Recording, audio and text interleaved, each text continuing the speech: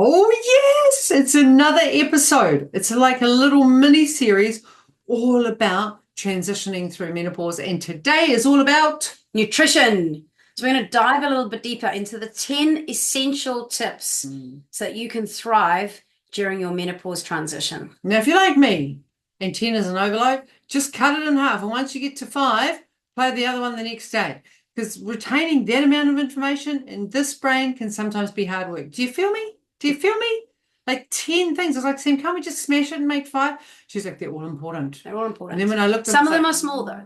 Some of them yes, we're only going small. to, we've got 7 little ones that we're just going to touch on, and we've got 3 big ones that we're really going to talk on today. So we can do this, guys. We can do this. Even if the brain fog is real today, we can do this. All right. So basically, what we wanted to do right now is diet has a really big part of how your body responds when you're in menopause. And having the right diet can help you basically survive and thrive, right? And if you're eating, I like that. We have to survive. I'm going to survive. We're going to survive. Seriously, we have to survive this, don't we? Okay, so this is a transition. There is nothing easy about going through menopause, whether you're right at the beginning in perimenopause, whether you're smack in the middle of it and you're having the most horrendous night sweats and brain fog, or if you're transitioning through the other side of it. Nutrition is so important. And I think it's the one thing that most people don't look at. We tend to go straight into what kind of drugs can I take? What's out there? I don't even know if women actually say what kind of drugs can I take, because they haven't been readily available. This information hasn't been readily available. Women have been suffering in silence. We're struggling with fatigue and we're struggling with sleep. Our nervous system is going into survival mode. And what are we doing? We're eating so that we can get energy back. Food is an energy source. That's all it is.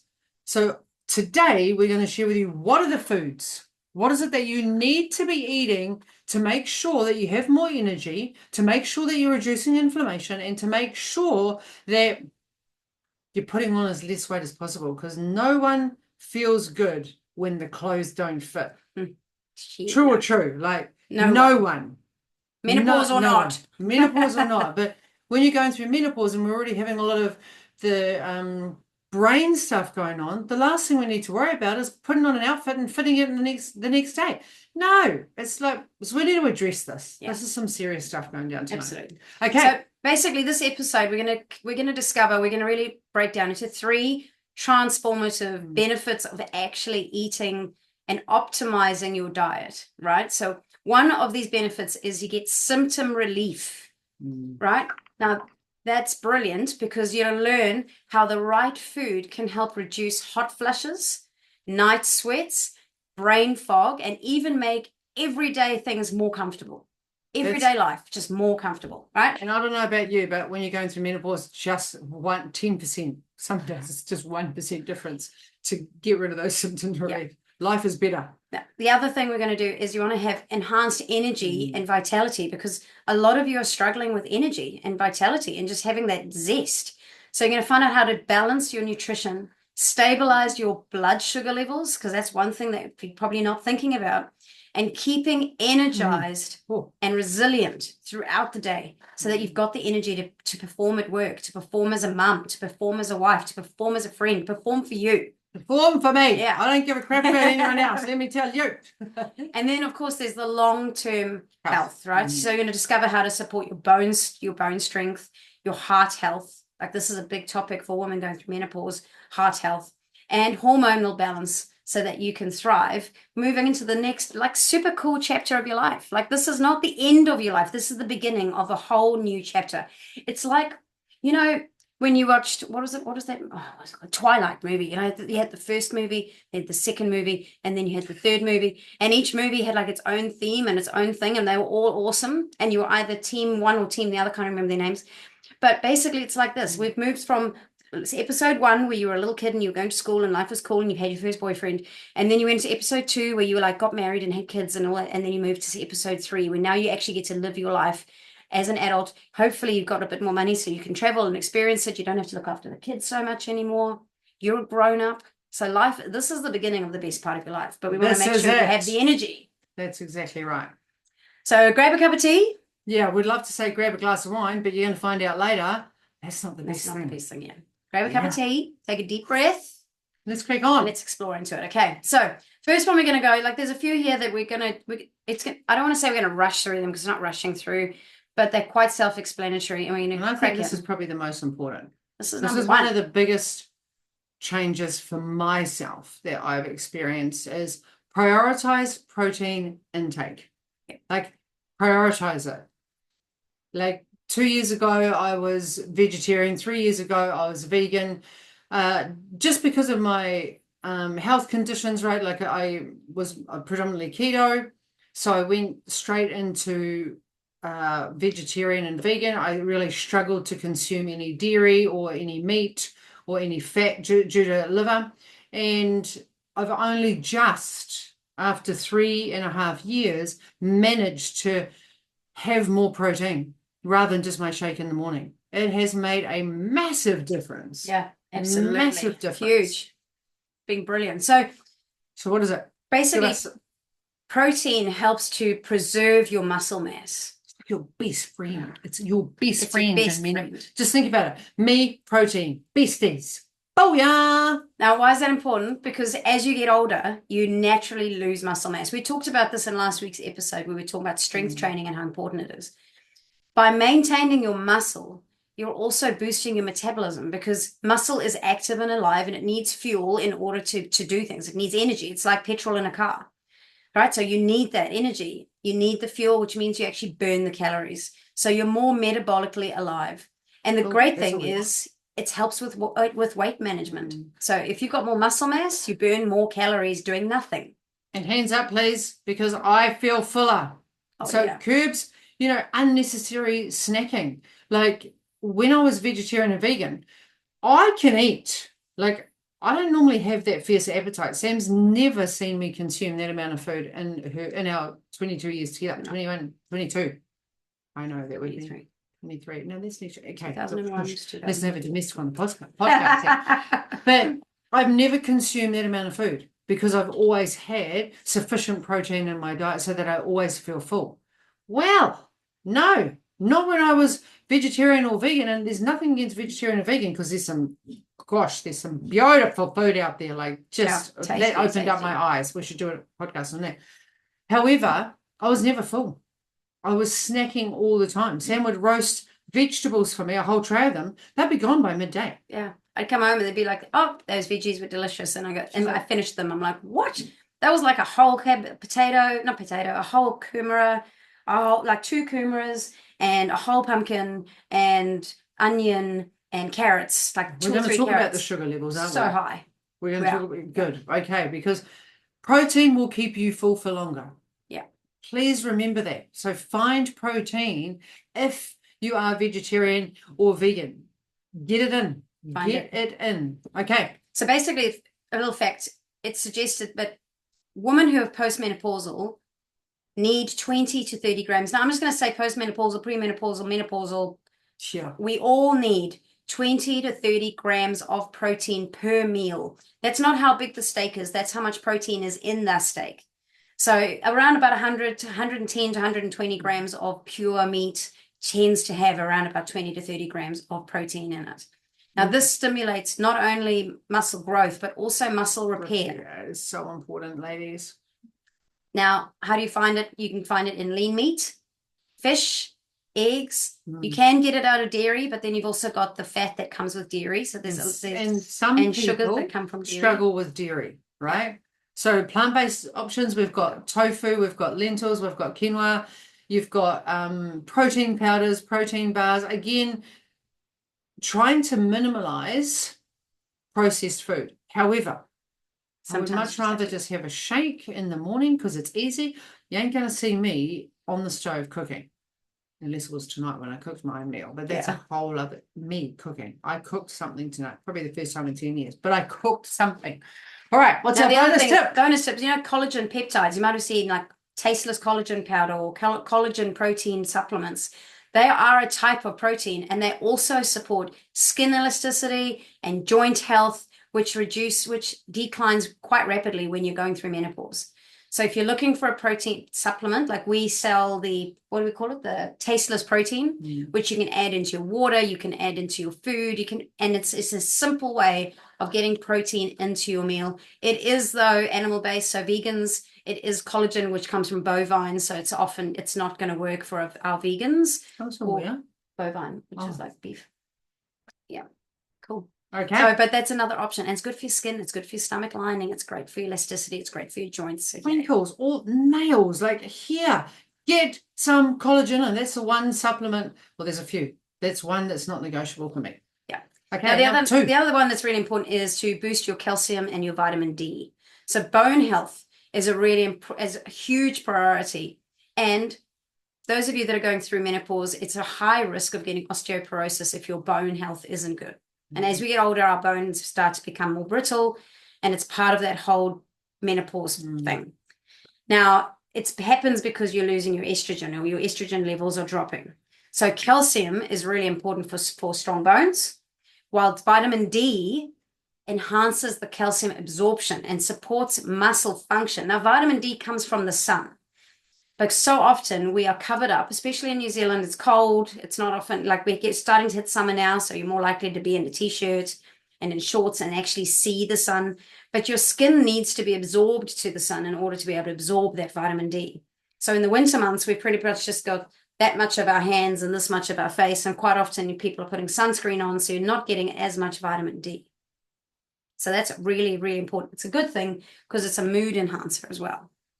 Now, basically, when you look at women over the age of 50, you should be getting around about 1,200 milligrams of calcium a day. Good sources come from your dairy, your leafy green vegetables, your almonds, your fortified plant milks. They all have calcium in them. And then you've got to pair that up with some good levels of vitamin D. So 600 to 800 international units of vitamin D, which you can get from fatty fish. You can get it from egg yolks or from safe sun exposure. So getting out earlier in the day or later in the afternoon, but not right in the middle of the day when you're going to get super, super burnt. And I guess the other thing that's really important is that like 20% of your bone density is lost in the first 5 to 7 years after menopause. So the first 5 to 7 years after that 1 year that you haven't had a period are the most important for making sure that you're looking after your bone health and increasing and getting your vitamin D and your calcium to help support that. And like we said in last week's podcast, training, doing the resistance training, using weighted exercises to help your bones become stronger. Perfect. Well, done. Keep going. Okay. Omega-3 fatty acids is another one. So that's your powerhouse fats, and they reduce inflammation. So important, ladies. Inflammation is everywhere in our body as estrogen declines, right? Joints are sore, brain fog escalates. Oh, it's a toxic relationship, this inflammation with self. It is. And omega-3s are also so good for your heart health. So you can also eliminate just like what's called depression, symptoms like depression or hot flushes if you've got a decent amount of omega-3 in your system, which is amazing. And they did a little study. I had to write this down. In 2022, a study found that omega-3 fatty acids can reduce hot flushes intensity by up to 20%. It's huge. If you're struggling with hot flushes, man, you know what you need to get? These dudes. It's important. And a lot of the time the minute people hear fat, they go, oh, bad for me, bad for me, bad for me. But they also improve cholesterol profiles by increasing your HDL, which is your good cholesterol, and lowering your triglycerides. And that's really, really important. So if you're getting more happy cholesterol, it's really good for your brain. And omega fatty acids, are really, really good for the brain because the brain needs good fats. So how do you get it? In salmon, we can get it in mackerel, we can get it in walnuts, chia seeds, and flax seeds. Hey, flax seeds is another one, actually. Or if you need to, you can supplement as well. So you can go and get yourself a good quality omega fatty acid. We're on supplements for that. And heart disease risk in women increases after menopause. So it's one of those things that women really have to look out for. The most important thing that you want to remember here is that if you get a diet that's rich in omega-3, it lowers your risk by 30 to 40%. That's significant enough to make it a part of your lifestyle, guys. Omega-3 fatty acids, I've got to get them in there. Now, we're just going to jump quickly into this one is a small one. Number 4. You got to incorporate phytoestrogens into your diet. Now, what are they? Those are plant-based compounds that are kind of the same as estrogen in the body. They mimic it. Really, yeah. So they can potentially reduce symptoms like hot flushes and mood swings. Now, sign me up. Sign me up. So like things like soy, flax seeds, chickpeas, lentils, these are all really good sources of these phytoestrogens. And in 2023, a study found that women who did have soy daily experienced a 40% reduction in hot flushes. What? Like 40%. Now, there's been lots of misinformation about soy in the past, and that this could contribute to breast cancer, but that's also now being, it's just a myth. Another one of those things that the light's been shining on the test, right? And the results have had a staggering impact on people's lives over that time. So get more soy in, flax seeds, chickpeas, lentils. They're all excellent sources. 40% reduction in hot flushes, for goodness sake. A simple way of having these guys is put some flax seeds, some what do you call them? In chickpeas, or not chickpeas, flax seeds. You can chickpeas. Flax seeds you can definitely put into your smoothie. Yeah. And just blend them up in your smoothie. It's a great way. Chickpeas, you've obviously got your hummus, which you could have lentils. You could make a salad with lentils in it, that kind of thing. And you can also sprinkle them on your yogurt. That's what a few of our clients have done in the past. Right, number 5, nice and simple. Number 5 is alive. Stay hydrated, baby. Hydration, hydration, hydration. Now, my wife over here has actually started hydrating for the first time in, 20 whatever years, right? Years. She says, this is a true story, I don't have anywhere near as much wrinkles anymore. I don't. That's a side note. My little crow's feet here are disappearing. This like dentation is starting to go away a little bit. Even these frown marks that I've had since I was like 10 are not as deep as they were before. This is like, it's magic. Who needs moisturizers, guys? Just drink water. Well, you could do steroids like me. You could be on steroids and it just blows your whole face up and the wrinkles just go. However, not everyone wants to be on prednisone, right? So definitely hydrate. So water is essential for managing bloating. Whereas people think, I'm going to feel bloated if I drink too much. No, it's the opposite. Dryness. Like you may notice that your skin is really dry. Like you need to moisturize all the time. Your lips are dry. Your throat's dry all the time. It helps your temperature and your regulation during menopause. Here's an interesting thing. Dehydration can exacerbate fatigue, brain fog, and joint pain. What? And those are all very common menopausal symptoms. So sometimes you actually think, is it actually the menopause or am I dehydrated? Or is it making it worse because I'm in menopause and I'm dehydrated, right? So you got to drink like 8 to 10 glasses of water. Like basically, if you can drink about 2 liters of water a day, you're doing really well. And if you drink more water, it will also alleviate that bloating because of high sodium intake. True. Right? Yeah. And it helps maintain your skin elasticity. So if you're eating a lot of processed food, which we're going to talk about, you may be getting a bit too much salt in your diet. So you need a lot more water to flush that. So how can you get it in? Basically, you can have herbal teas, like Ursh has peppermint tea all the time. You can have chamomile tea before you go to bed at night. You can just drink water, hydrate. I also put lemon, and some people do the fizzy water, and then they just put lemon or a little bit of orange juice in it, like not orange juice from the container, squeeze the orange. Like lots of different simple tips like that where you're just hydrating. Coffee will not cut it. No. All right. And just another little tip, if your pee is yellow, you're dehydrated. You want it to be clear. So just off clear. Just off clear. Just like there we go. Slightly. You're like, do I have to look in the toilet at my pee? Yes, you do. Take responsibility for your health. Like, am I hydrated? No, I'm still bright yellow. Yellow means you're dehydrated. Yellow means we're going to have more bloating. We're going to have more brain fog. We're going to have more joint pain. We don't want that for you. No. So just drink, baby, drink. Okay. All right. Now we're going to talk this one a bit longer. This is about sugars and refined carbs. So you got to limit added sugars and refined carbs to your diet. Now, why? Hormone balance. It's so important to understand the why. Okay. Hormone balance. Added sugars and refined carbs disrupt your blood sugar levels, causing spikes followed by crashes. Sound familiar? Energies like this. So 2 o'clock in the afternoon when you're just hitting the candy machine or the vending machine and you just need to have something. Like you eat a Moro bar, but you're actually already buying another one. Like the sugar is a real thing. The crashes suck. And the fluctuations exacerbate your hormone imbalances during menopause. So you get worse mood swings, you get worse fatigue, and you become way more irritable. And this is because... Not speaking from experience, but I've seen others do that. This is sugar. You don't do it, babe. You're perfect. A stable blood sugar level will support balanced cortisol. Remember we spoke about that?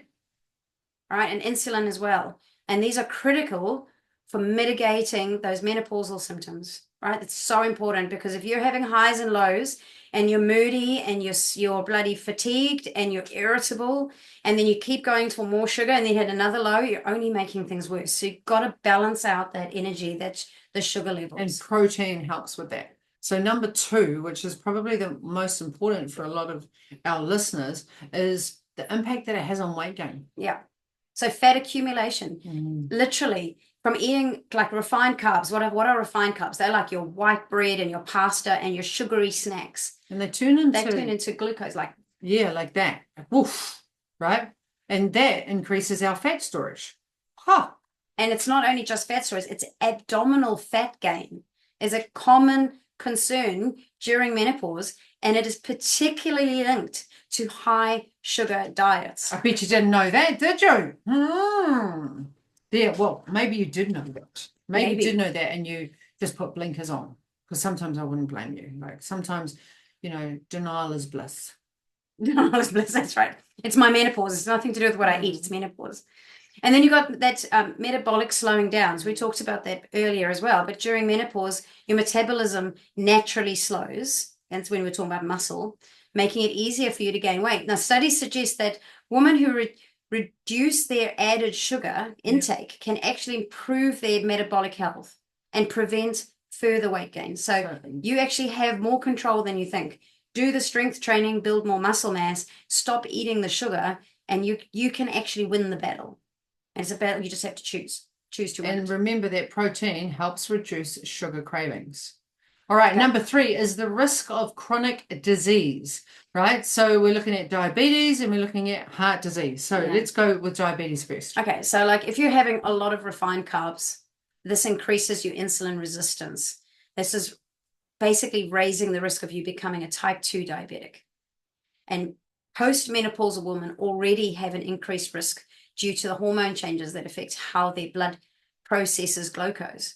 So if you're eating heaps of sugar and your body is already struggling because it's now processing glucose differently because your hormones have changed, you're just exacerbating the problem and you're leading yourself into diabetes very much quicker after that sort of postmenopausal stage. And we don't want to get there because they're saying type 2 diabetes is like Alzheimer's. And if you're on the edge of like pre-diabetic prior to menopause, you're on a fast track to being diabetic post-menopause unless you do something about it. And it is preventable. Type 2 is preventable. So remember that you can take your power back by just making some simple changes to your diet. Again, you have to take responsibility for that and you have to get the tests. You have to check what your HbA1c is. Like when you're at the doctor, get them to check that.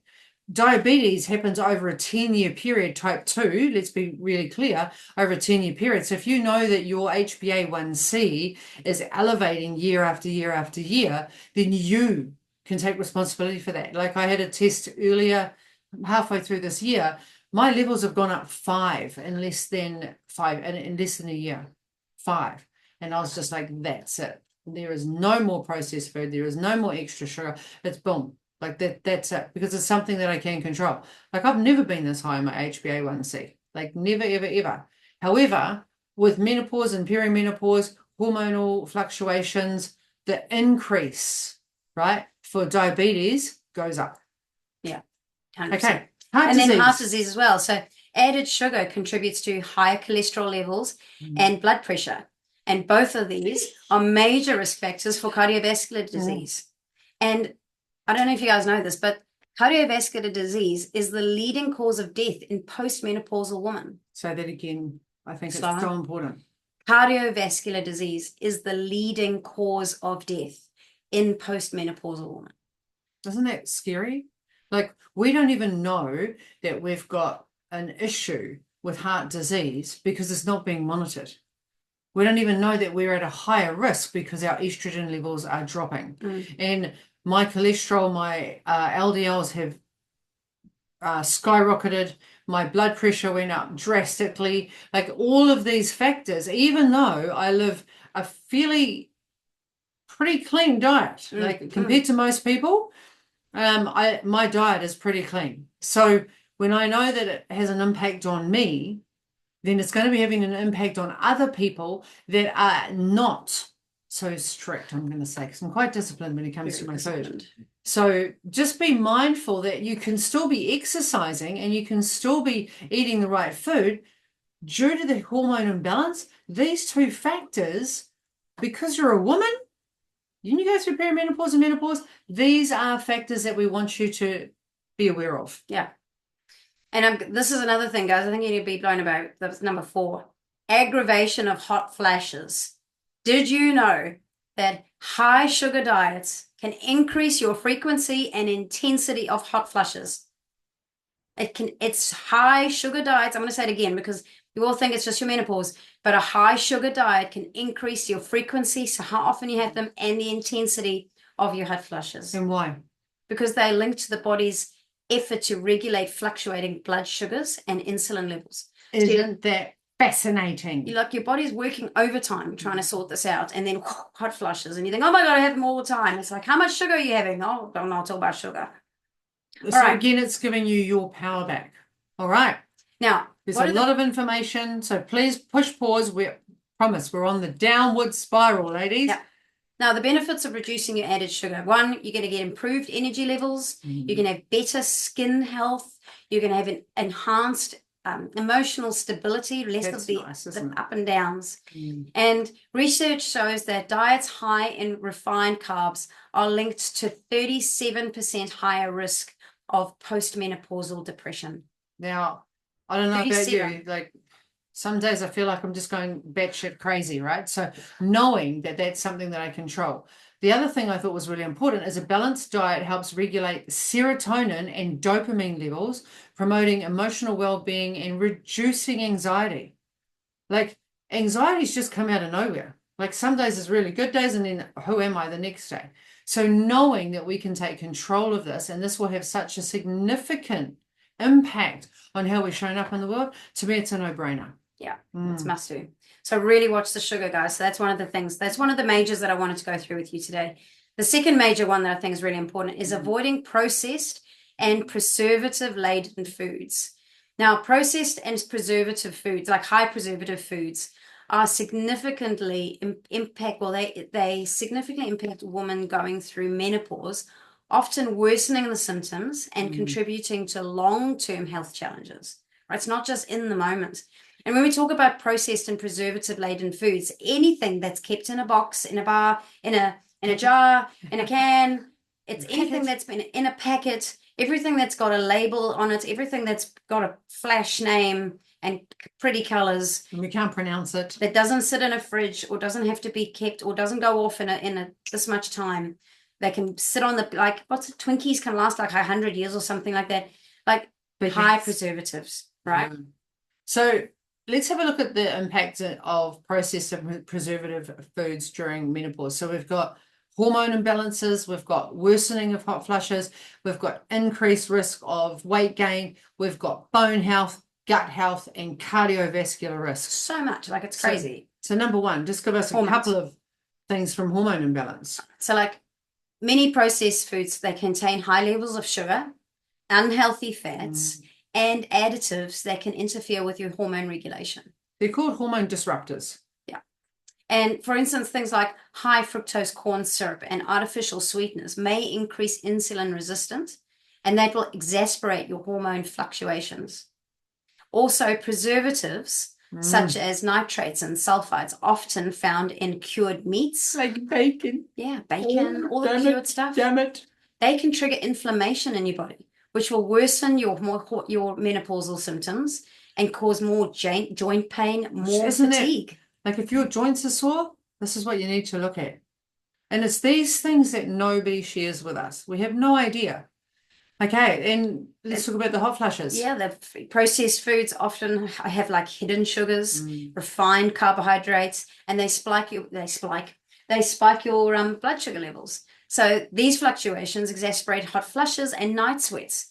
So if you're eating food that's highly processed, full of sugar, like anything that comes in a container is usually full of sugar. And it's all hidden sugars. You don't think it's sugar. You don't think there's sugar in there, but chances are pretty high. There's a 2 teaspoons of tomato sauce. Like 2 teaspoons of sugar. It's 2 teaspoons and 1 teaspoon of tomato sauce. Like, that's insane. How do they even make that fit? Like, that would be 3 teaspoons. But that's how much sugar's in it. Okay, increased risk of weight gain. This is huge. So we remember, spoke about it. Your metabolism is already slowing. Now you add processed foods and typically calorie dense but nutrient poor food, because anything that's processed is usually full of rubbish. Regular consumption will lead to weight gain, particularly around your abdomen, because remember we said that high sugar goes around the abdomen, especially post-menopause, and that's a big problem. And there's a study that they did in the nutrients, which was highlighted that diets that are high in ultra-processed foods are linked to higher rates of obesity, particularly in postmenopausal women. There's some really good stats in here, girls. Like, this is there's a lot of research that has gone into this podcast. I can promise you that. Let's have a look at bone health, number 4. So diets that have got processed food are often, they lack the key nutrients. They don't have calcium. They don't have magnesium. They don't have vitamin D. It's basically essential for making your bones strong. Phosphates in sodas, like your Cokes and your Sprites, the phosphates that are in there, and some processed snacks can further deplete calcium storage. They actually suck the calcium out of the bones and they destroy your bones, and that will increase your risk of osteoporosis. And like, that is not okay. And I'm so glad that I don't have those, fizzy drinks. I don't know. Nothing. I can't afford to give any more of that stuff away. No. Like, don't be taking any more of my bone density. Okay, gut health. Like additives and artificial ingredients in processed food can really harm your gut's microbiome. And that will lead to digestion issues and poor nutrition absorption. And a healthy gut is vital for being able to maintain that menopausal related issues. Yeah, like mood swings and inflammation. Like, gut health is so important, especially even from an autoimmune. Lots of people are struggling now with leaky gut, things like that. So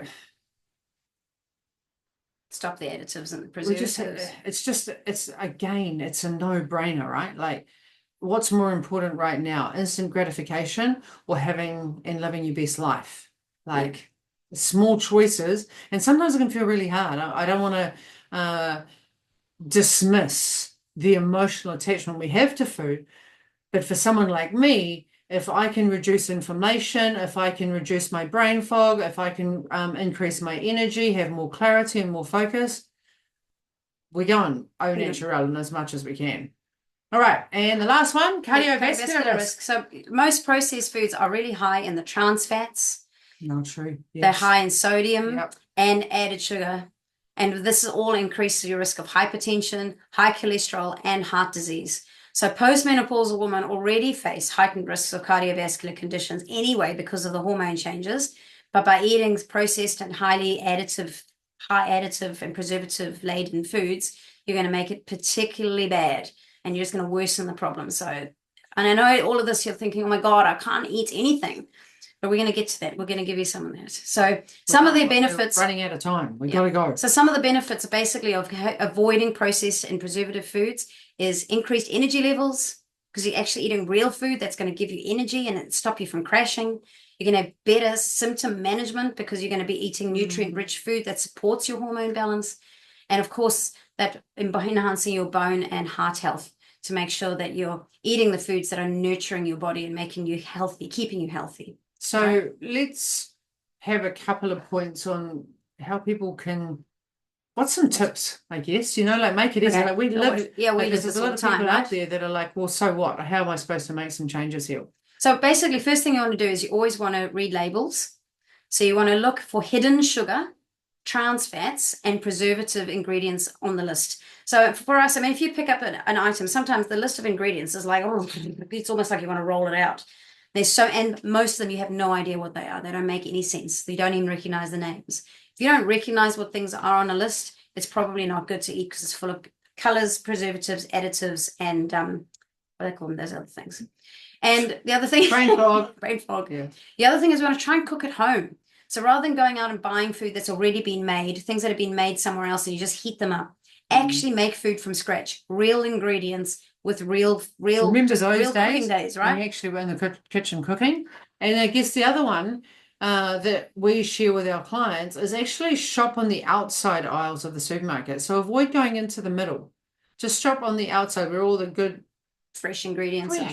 Fresh. So you always get your veggies, you get your meats, you get your dairies and your cold meats and all those kind of things. So trying to eat real food. Now, the other thing, like there was Number 3 more 8. points, right? 8 was balance your healthy fats. This is another thing we need to do. So healthy fats are really important for brain function, hormone production, and for reducing inflammation. So diets that are rich in unsaturated fat. So we were talking about saturated fats before, they're bad for you. Unsaturated fats are good for you. These are things like olive oil and avocados and nuts. These can lower your cardiovascular disease risk by 30%. 30! Woo! All right, give me a bonus tip. Include omega-6 fatty acids. When we talked about those, you can get them from sunflowers, like seeds like sunflower seeds and pumpkin seeds, but you can also balance them with omega-3s to avoid excess inflammation. So omega-6s, they're good for you, but if you have too much omega-6 and not enough omega-3, then it's bad for you. So you need the two, and they need to be balanced. So get your sunflower seeds and your pumpkin seeds into you for your omega-6s. And then make sure you have your omega-3s, which was your fats. And I think walnuts is another one, but walnuts with the omega-3s. Oh, yes. The salmon, the omega-3s. Okay. All right, the next one, number 9, supplement when necessary. So this is a good point, like supplement with magnesium, supplement with vitamin D, supplement with collagen, things that are going to help to balance your body. Like, for me, omega-3s is a good one to supplement with. And remember, magnesium helps you with sleep, muscle relaxation, mood regulation. Vitamin D supports your bones and your immune system and helps you with depression. And there was a statistic in 2003 that found that 60% of menopausal women benefited from magnesium supplementation for reduced joint pain and boosting energy levels. So I guess I don't go without vitamin D. I don't like chromium is another one to help balance sugar levels. I don't take sugar all the time, but if I don't take sugar, I don't take chromium all the time. But if I do notice that my energy is starting to deplete and I'm starting to crave more sugar, chromium is a must. Magnesium, chromium, vitamin D, and brain health. Oh, yeah, omega-3s. Brain health, yeah. And also for me, zinc, but that's probably more for my autoimmune rather than the menopause. However, those would be the supplements that I would be looking at investing in.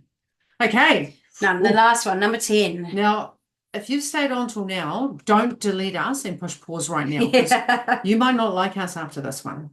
So we're going to talk about minimizing alcohol and caffeine.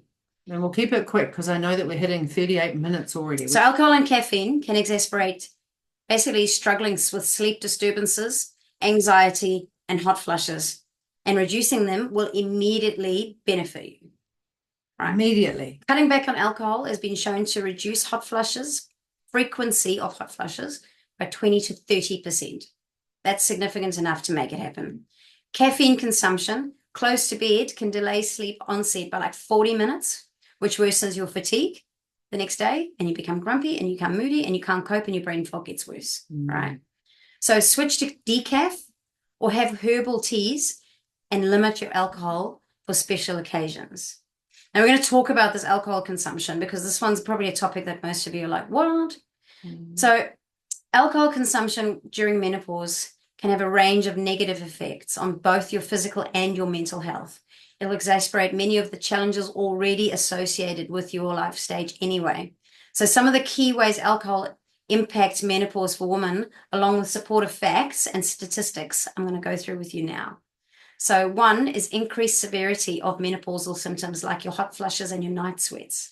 And especially wine. Yeah, especially wine. And that's probably one of the highest consumptions of the alcohol, especially in a woman's only gym. Everyone's like, I just want my glass of wine. I need to have my glass of wine so I can look after the kids. I need to have my glass of wine to unwind. All of these, it's like we need a coffee to wake ourselves up. And it's the language that we use around the alcohol.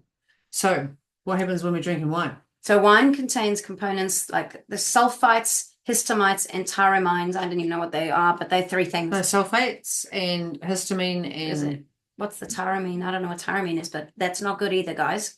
And with some women become more sensitive during menopause to these particular compounds.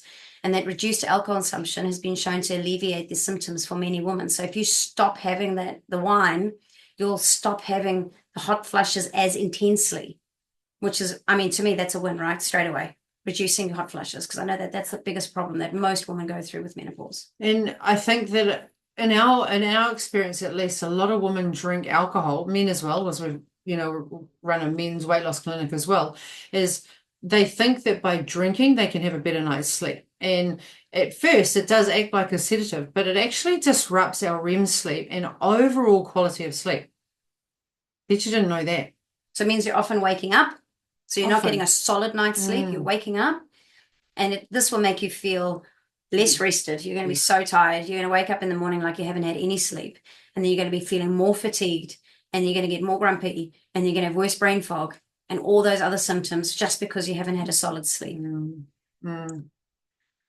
Right. So the other thing is hormone and mental health implications. We've been talking for too long. Yeah. Mood swings and anxiety. Alcohol can worsen your mood swings and increase your likelihood of depression and anxiety during menopause.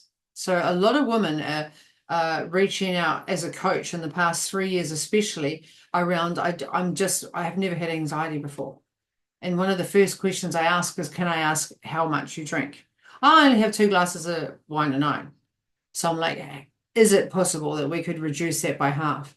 The amount of change in anxiety is phenomenal just by cutting in half. And then eventually lots of my clients just don't drink anymore because the benefits have been so good. So research indicates that women who drink heavily are 2 to 7 times more likely to develop depression compared to men. 2 to 7 more times. And they say that drinking heavily is like having more than two drinks or more every day. So if you're 2 standard drinks a day, that's how they classify drinking heavily.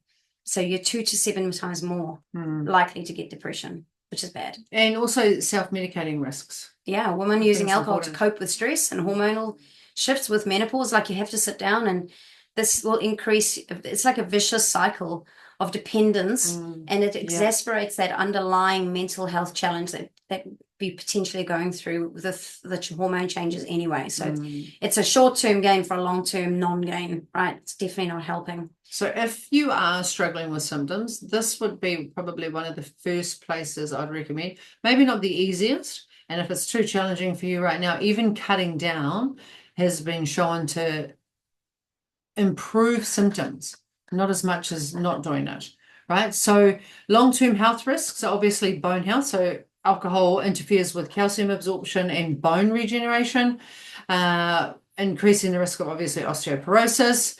And then heart health, while light to moderate alcohol intake has sometimes been linked to cardiovascular benefits, excessive consumption raises the risk of hypertension, heart disease, stroke, in particularly older women. The other thing that people don't talk about is it shrinks your brain. Alcohol shrinks your brain. And I think we'll probably do a podcast just on alcohol because there's so much information coming out now that, alcohol consumption in women increases their risk of breast cancer by an astronomical, I think it's like 30%. It is insane. And obviously now with all the research coming out on perimenopause and menopause and the hormone fluctuations, there's going to have to be a link. Okay. And then obviously there's the whole problem of weight gain as well, because alcohol is calorie dense and often paired with sugary mixes, and that's just that goes straight to weight gain, sugar spikes, and we already talked about how much that affects long-term health and weight gain as well. So what are the benefits of cutting back? Basically, reducing alcohol intake can significantly improve your menopausal symptoms. So it's going to improve things like your hot flushes, your brain fog, and your sleep disturbances. Yeah, sleep's big. Right? And often women report clear-headed and more emotionally stable when they start to minimize alcohol. And it becomes something you do when you go to an event rather than something you do every day or every second day even. And that's the other thing, right? So people, when they've stopped drinking and then they come after they've been out to a function, especially with Christmas and stuff coming up now, and they go, oh, I've put on a kilo. I've put on 1.5 kilos and I've done nothing wrong. I've just done this and I've done this and I've done this. And we're like, have you been to any functions? Have you had any parties? Have you done any? Oh, well, I've just had a couple of glasses of wine. Yeah, you would be the person that is always going to put weight on when you drink. So you have a choice. And once you know how your body responds, is it inflammatory to your body or is it not inflammatory to your body? Are you putting more load on your liver right now when, our liver's recycling a lot of hormones, our liver's our fat burning organ of the body, when that is taxed, ain't no fat coming off. So don't be chucking more artificial sweeteners and alcohol on there if weight gain is your long-term goal. Yeah. Okay.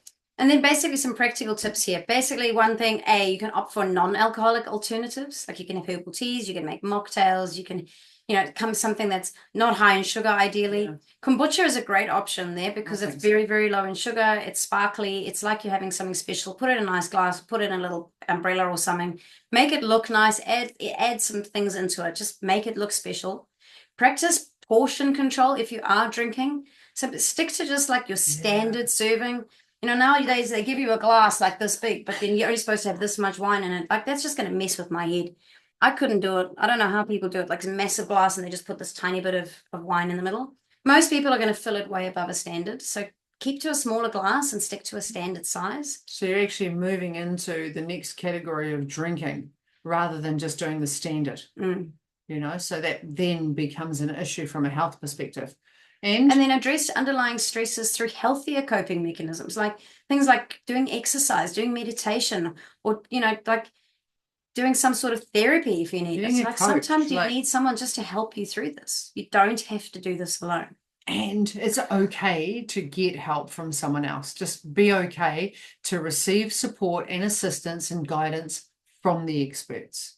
Like it's such a valuable gift to give yourself. You don't have to do this alone. Okay. So I guess the most important thing, what I wanted to show you today. Right? Are you still with us? Because if you are, you're amazing. This high five is for you. Like if you're a coffee drinker or an alcohol drinker, you're going to be just like, woo, cracking the sweats. That's what's going to happen, right? And as you drink your glass of wine tonight, you're going to think, Jesus, I shouldn't be doing this. You do you. You can make an informed decision. Now you have some more facts. And even if you take some of the things that we've shown you today and you start implementing those into your diet, starting to take away a little bit of this, add a little bit of that, start thinking of how can I naturally start helping myself rather than waiting for some magical pill to come and do it for you. It's nice to know that we can have a little bit of control and do something and make ourselves feel better. So guys, thanks for jumping on to today. We've hopefully covered a lot of your food questions. I know it's a big one. I hope you did it in 2 or 3 lots, or maybe you've listened to it 2 or 3 times to get all the information you need in there. If you have any other questions, please pop them in the comments. We'd love to be able to come back and answer. If there's anything else you want to know about menopause that we could share, something that you'd like us to talk about, let us know that as well. If we don't know it, we'll research it. We're happy to do it. Yeah. So menopause is a natural phase in our life. And with the right nutrition, you can actually turn it into a time of growth and empowerment. So small intentional changes in our diet can make the world of difference. It really can. We've seen it over and over. I've seen it with my coaching clients. We've seen it with personal training clients. We've seen it with family members. It's just having that kindness and compassion, education and support so that you don't feel isolated. All right. Until next week, everybody, go out there and have the most amazing, magical week. We're going to, aren't we? We're going to. It's going to be amazing. Epic week this week. And eat well, be healthy. You can do this. Let us know what you loved and what you didn't love. Woo-hoo-hoo. Look forward to that one. See you, everybody. Bye.